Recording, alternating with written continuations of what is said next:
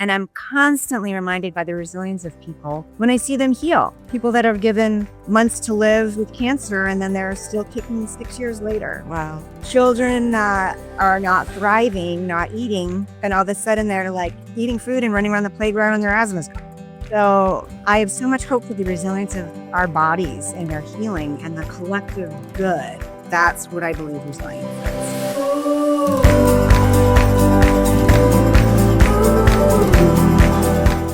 Today's guest is an acupuncturist who works with the ancient principles of Chinese medicine to help restore balance, regulate the nervous system, and reconnect with the body's natural ability to heal. In this conversation, we talk about energy, resilience, and the quiet intelligence of the body. Please welcome Rachael Rose. Hi, Megan. Thank you so much. Hi, thanks so much for being here. Thanks for having me. Yes, I'm excited. Rachel, I was first introduced to Rachel a few years ago, right after my accident. Shortly after my accident, we were introduced through a couple friends of mine, and I had lost a ton of weight. I'd stopped eating and hadn't been sleeping very well. And they said, why don't you try some acupuncture? And after our first session, I ate a huge meal and I came home and I slept really well. And I've just noticed improvements in my life ever since. So I thought it would be really great to have you share your wisdom on In the Blink. And my first question, I just want to hear a little bit about how you found your way into acupuncture. And was there a moment or experience that drew you toward this kind of healing work? So I will just say it was an honor to treat you before I get into my story. And you responded so well to treatment, and your healing journey has been something to be an honor to be a part of. So thank you for including me as part of your healing team. It's been incredible to see you thrive. So it's that. Thank you so much. I'm kind of weepy lately, so you're making me cry. But thank you so much. Soul to your soul. As far as becoming an acupuncturist, it was a long and winding road. I was in the process of applying to medical school, and I was visiting a girlfriend up in Breckenridge, and I had gotten food poisoning. And she said, oh, go see this acupuncturist. She can help you. And I'm like, I don't know what she's going to do with those needles to help my food poisoning. And she said, oh, she can give you some herbs. And I was like, oh, great herbs. I believe in some herbs. So I had a treatment scheduled with her. She put me at the end of her day, which was lovely. By the time my appointment came around, I didn't have any more symptoms, but I still went to my appointment because I didn't want to miss. And when you go see an acupuncturist for the first time, typically they'll go through a whole intake form with you and talk about your whole health history. And it came up I had chronic migraines and headaches. I was taking a migraine medicine called Imitrex every few weeks. I was taking aspirin every day. And this acupuncturist said she could help me with that. And I was very much rolling my eyes and sure thing, lady.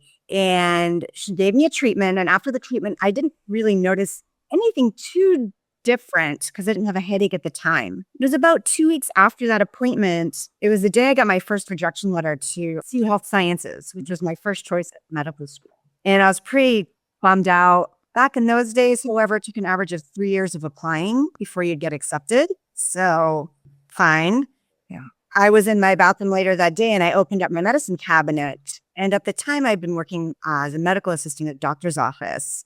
And there, the drug reps would come in with a migraine medicine. I'd samples. And there were these little hard little plastic containers, it's like impossible to pop the pill out. And I'd stack them up in the top of my medicine cabinet. And I opened it up and I'd been stockpiling, and they all just started ringing and hitting me literally in the head. And I was standing there in my bathroom, and then I looked over at this bottle of aspirin I had purchased on my way up to Breckenridge because I was just about out of aspirin that day. So on the way up to Breckenridge, I bought a bottle of aspirin, still with a cellophane on it.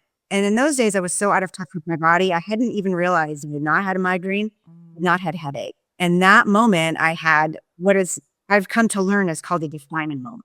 And I was like, oh my gosh, whatever that lady did to me, moved me. I have not had a headache or a migraine. And I suffered with them my entire life. Wow. And I knew if I'm going to be a doctor taking care of people, then I need to know about this medicine and what this lady did to me because it worked. Yeah. And it's certainly better than taking aspirin or migraine medication.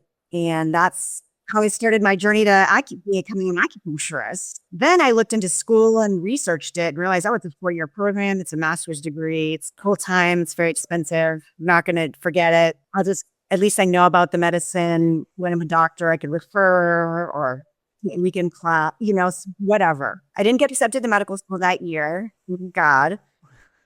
And I figured, you know what? I'm going to just go to acupuncture school for a year, still thinking it was going to make me more interesting applicant to medical school. But after about the first couple months of being in acupuncture school and breaking my hand in with snowboarding, and my hand surgeon said I'd never get whole range of motion back. And then after I got my cast off, had treatment, it was back to normal. And my hand surgeon, friend of mine, he said, keep doing this medicine. Yeah. That's how it found my path. And then how many years did you have to go to acupuncture school? So it's a master's program. That's longer than a lot of PhD programs, actually. It's a 4-year program. I did it in 3.5 years because I had a lot of the prerequisites already, the Western medical prerequisites. So it was 3.5 years full time. And I worked my bartending job while I was going to school. And when I graduated, I was able to open a little practice in the neighborhood over here at Northwest Denver Highlands with my bartending job money. Wow. And that's been over 22 years. That's amazing. Have you noticed that the public's general perception of acupuncture has changed over the last 22 years or so? Or it has. Younger Western medical physicians are exposed to it at a very brief level in medical school, which is helpful because it helps normalize it. I've noticed more people coming around to it because it's become more mainstream. You hear about it more. I've been in practice a long time, so I have people that I treated as children that are now coming to me as adults. And that's been a normal part of their healthcare since they were kids. So it seems like a normal thing to do when you feel sick. You call your acupuncturist before you go to your other doctor because maybe there's something I can do before you get to the point where you need to take antibiotics. Yeah. Or who knows what. Yeah. Medicine's very important. And I have a lot of partnerships with other Western medical physicians. So they all go together. I love that. That's how I don't know, look at my body and my health now. I like looking at the Western medicine and the Eastern medicine and do some sort of combo. I certainly wasn't trying to put your eye back. What'd you say? I certainly wasn't trying to give you another eye. Right. That would have been amazing, but that wasn't in our cards. No.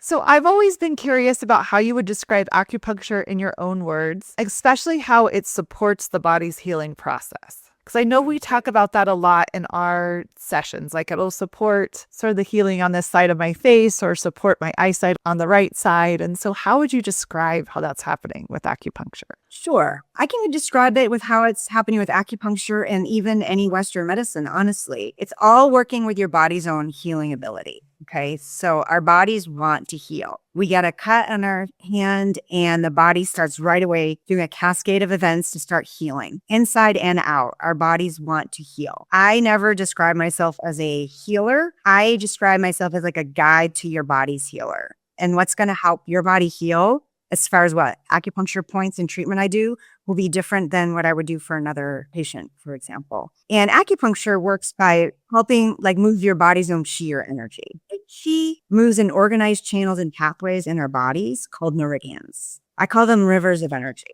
And just like all the rivers in the world are ultimately connected by the oceans and lakes and streams, our chi is all ultimately connected in our body. And you may have seen an image of that acupuncture meridian guy with the lines all. Those are just some of the external rivers of energy. But they go deep into your body and to deep into different organ systems. And just like all the rivers in the world, some rivers are abundant and free flowing. Other rivers, maybe there's a drought and there's stagnant pools along the way. Or maybe there was a landslide into the river and then the river gets thrown off course and it's very destructive to the earth around it. All of this happens with our own body's chi. So, for example, you get a bruise and it hurts and you can see the blood. And it's painful because the blood's not where it's supposed to be. Same thing with your body's chi. You've had a trauma. The chi is not flowing in the right way.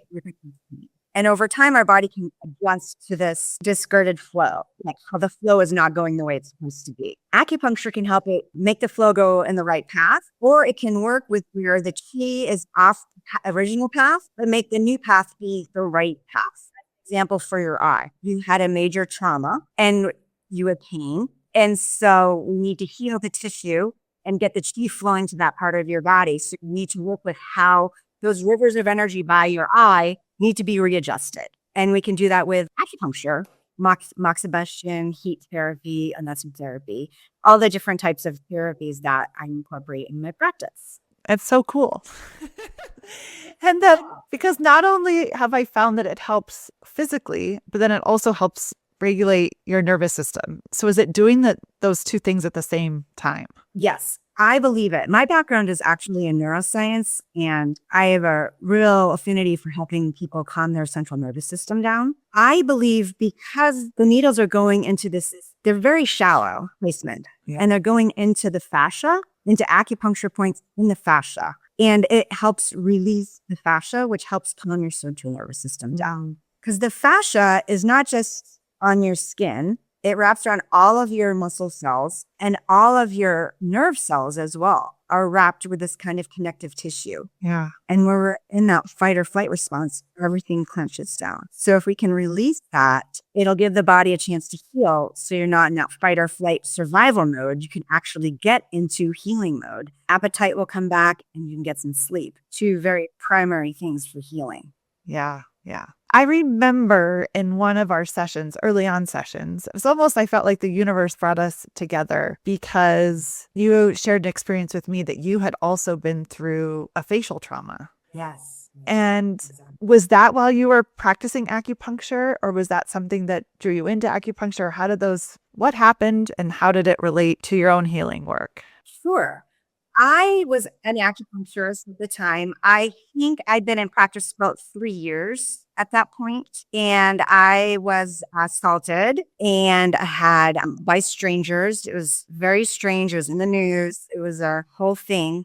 And I suffered like 8 fractures in my head. So I had 2 basilar skull fracture, orbital fracture, jaw fractures. It was a whole thing. And prior to that, I'd had several concussions already. So I was already really interested in treating that type of issue. Also, I've been doing cosmetic acupuncture for my first 3 years in practice too, which is a lot of needles in the face. So I'd already gotten pretty good at treating facial structures. As far as how it informed my acupuncture practice, I just got even better at treating facial injuries and concussions because I really had to dive deep into how am I going to heal so my face heals properly. And I had an incredible plastic surgeon who put me back together. You can hardly see anything happening to me. I did get a lot of other therapies when that happened. Some great practitioners stepped up to give me different treatments, lymphatic treatments, infrared treatment, massage, like a lot. There was like a team of people that really helped me heal from that. There was a team. Yes. I remember you discussing, I remember thinking, I have a similar team happening here. And I also remember you mentioning that it brought you to a deeper meditation practice. It did, because I realized I was not letting my feelings in. Yeah. Because when I got released from the hospital, I was in the hospital for 5 days, and I was walking down the street, and I lived in the Denver Highlands, 32nd and Newton, and there was a sign in one of the doors for a benefit for myself to help me come up with to pay my bills. Because back in those days, although I had great health insurance, there was no cap on how much you would have to pay out of pocket. So the health insurance kicked in, but 80%. And you can imagine 5 facial surgeries and 5 days in the hospital, my medical bills, 20% of that was pretty devastating. Absolutely. Well, my friends got together and did a benefit for me. And I remember seeing that, I'm like, wow, my heart feels so good. And I know your friends stepped up for you too. And it makes you feel really loved and special. Yeah. But also, I didn't have a lot of fear. And everything's fine. I'm fine. And I knew I actually was fine. And the fact that I thought I was fine was a red flag for me. Yeah. Because I couldn't have been fine. I was out of work, facing bankruptcy. My face was totally jacked. And I'm a very vain person. Yeah. So I started in real intensive therapy. Why am I not feeling my feelings? And that therapy changed my life and made me a more present, connected to my body human being. And I started with a meditative practice every day. And it changed my life. Do you still do that meditation every day? I meditate every morning. It changes. Yeah. My brain adapts really quickly to different types of meditation. And then my brain will start like drifting. Yeah. Sometimes I'll be stick with like a specific guided meditation for a year. And then I'll switch it up because I'll be sitting there in my guided meditation or like doing my chores of the day. Yeah. I know when that happens, I know you just enjoy meditation. So yeah, I do all types. All the things. Not to mention the trauma of being attacked. Did you have PTSD from that and just walking down the street and thinking that something like that could happen again? Or was that not part of it? Strangely, no, which is why I got into therapy. Yeah. So, no, I did not have that. I did not think that could ever happen again.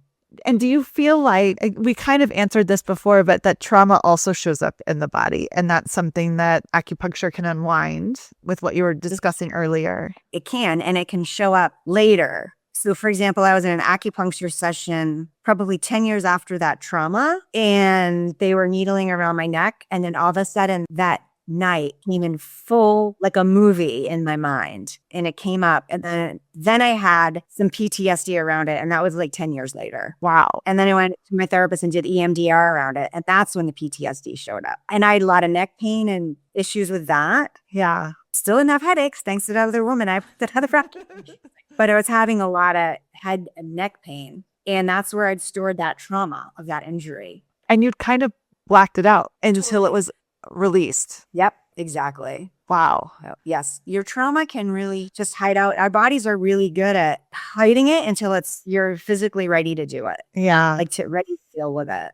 If you're in a safe spot to deal with it. It's fascinating and interesting because I think until about 4 years ago, I probably thought a lot of this stuff was woo-woo. Although I was like open to everything, I was like, trauma. Yeah. I don't know. I just didn't. I was your mama, like Whatever. And then now I think I understand all of these things on a much different level.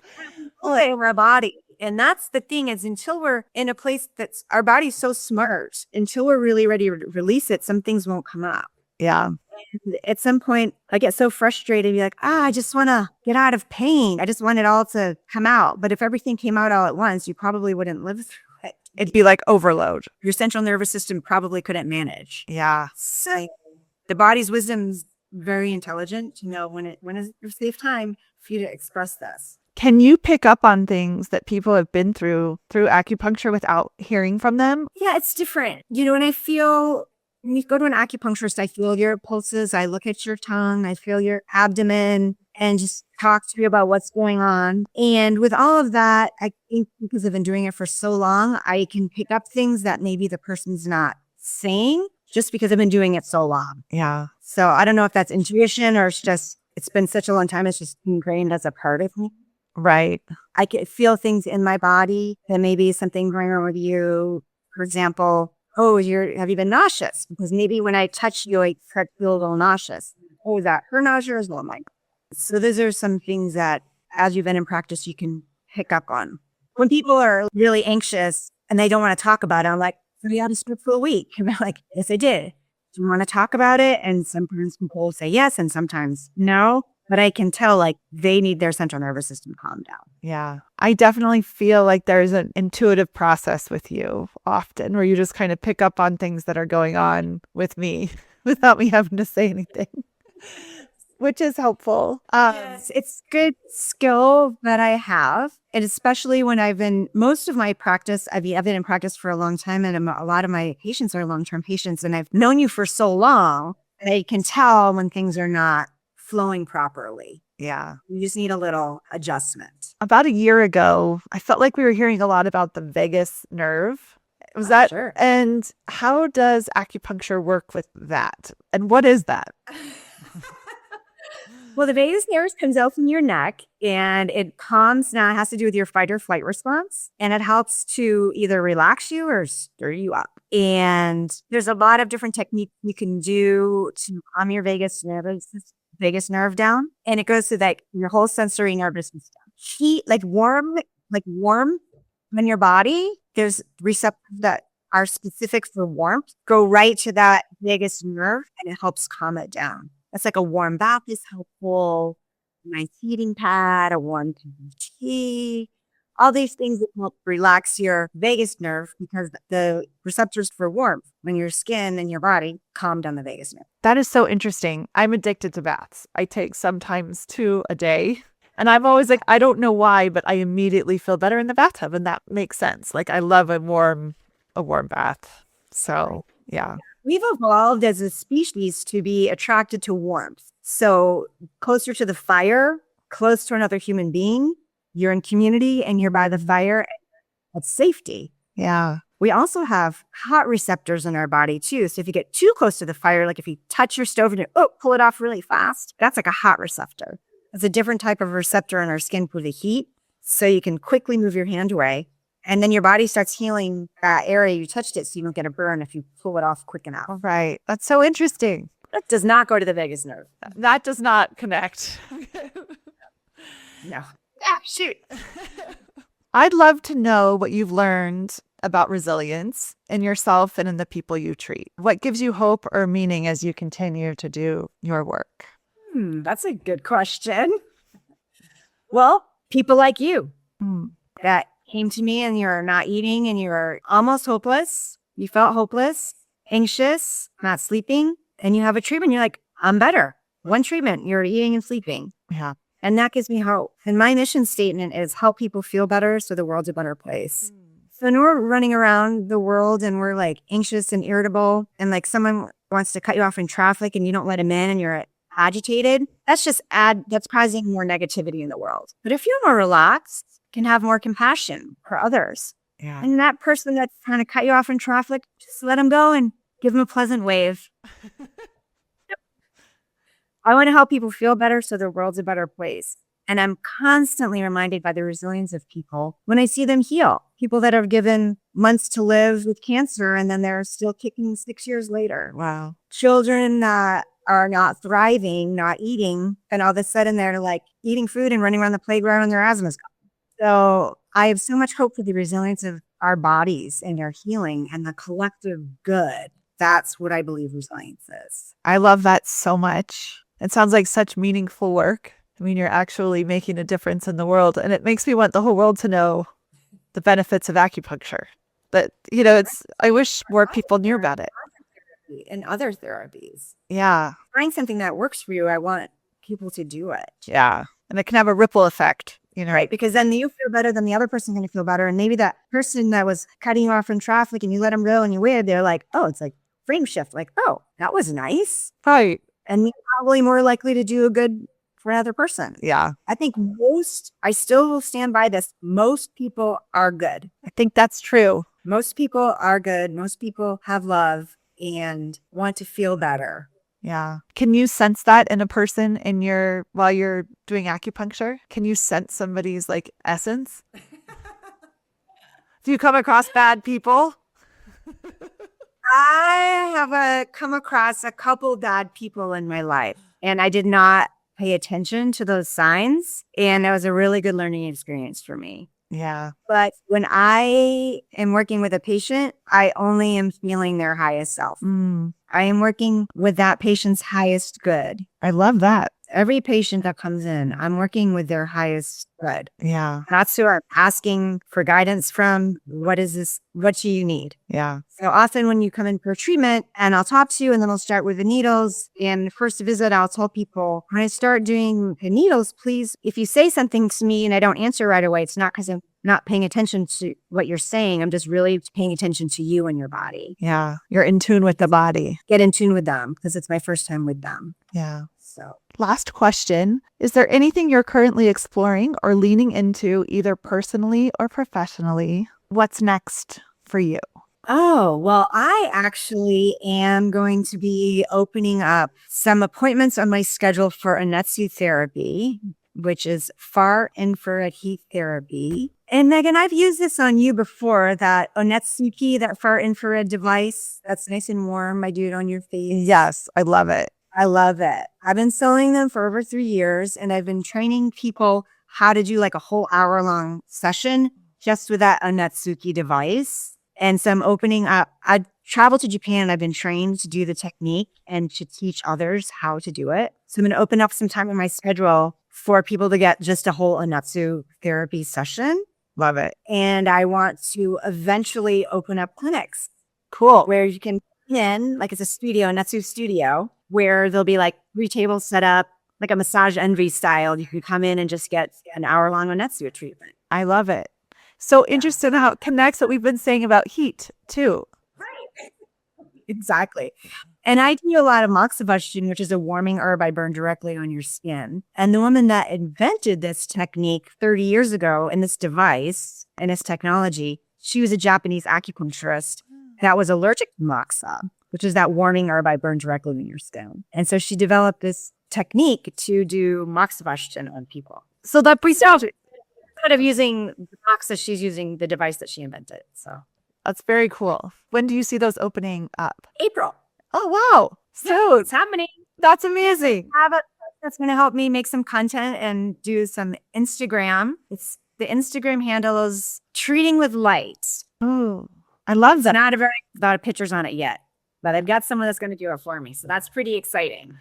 I know those are going to be separate spaces from your acupuncturist offices. Exactly. Yes, there'll be Monday afternoons, and I'm looking to see if I can find space in my building for Friday mornings to do it as well. I'm just trying to find a good spot there to do it. So if I get as Fridays, there'll be Friday morning spots and Monday afternoon spots. Awesome.